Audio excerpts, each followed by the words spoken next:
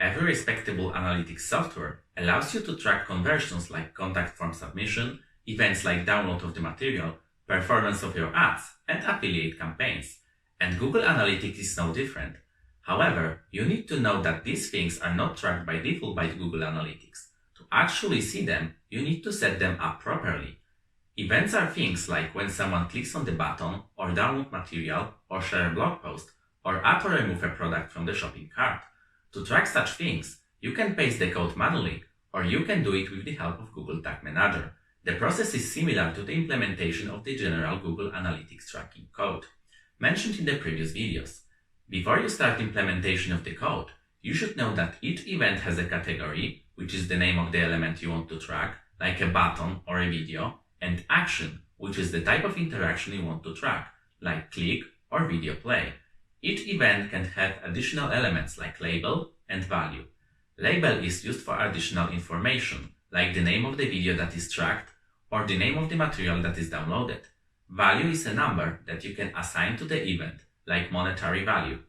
All the information you will provide for the event, category, action, label, and value will be visible in Google Analytics when the event will take place on your website.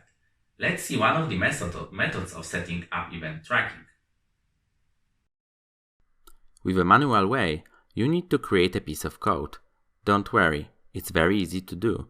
You need to change the text in a couple of places, marked in red in a code template, and that's it. Let's see an example for material download. The name of the event is onClick, because it takes place when the download button is clicked. Then an equal sign, which indicates what will happen after button click. Then the whole code will be inside quotes to work properly. Type GA, which indicates Google Analytics. Open parentheses and type send in single quotes, because you want to send data to Google Analytics. Hit comma, event again in single quotes, because you want to send event data. And then, also inside single quotes, category of the event, which in this case is report, because after click you will download a report, comma, then action, again in single quotes, and action is download because you download a material after click.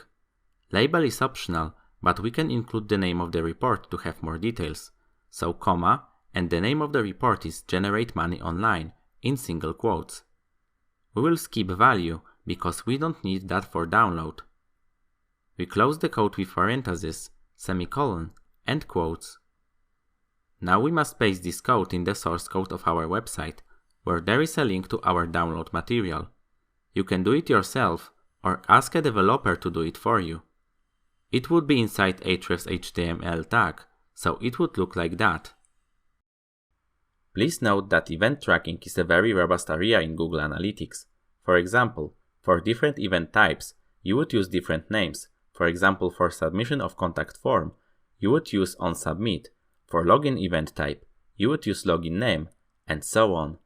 Also, if you use WordPress shopping solutions like WooCommerce, for shopping event analysis, you would probably use Enhanced e-commerce plugin, but this is outside of the scope of this course. How to analyze events in Google Analytics? Open Behavior tab from the left panel, and then open Events tab and Top Events. Here you can see how many times each of your events took place. You can break it down by the category, action, label, and value if it was specified. You can draw an interesting conclusion. For example, that the report you prepared was downloaded many times, so there is a demand for that content. Or that people are adding one particular product to the basket often, but are not finalizing sales. Maybe it is too expensive. You can also see pages which generated the most events by going to the pages. You can add a filter or secondary dimension to see which events exactly were generated on each page. Once you created your events, you can also create a group of users who performed a particular event. For example, a group of people who added a product to a cart.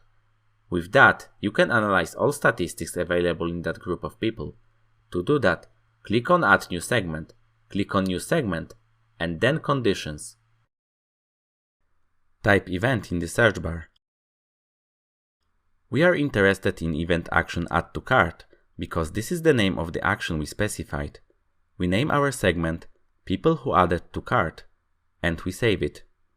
Then if you visit any report, you will see data only for the group of people who added products to the cart. So for example, by going to the channels report, you can see that a very small amount of users from display ads added a product to the cart.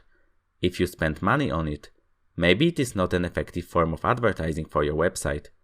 If you want to see data for all users again, just remove the segment.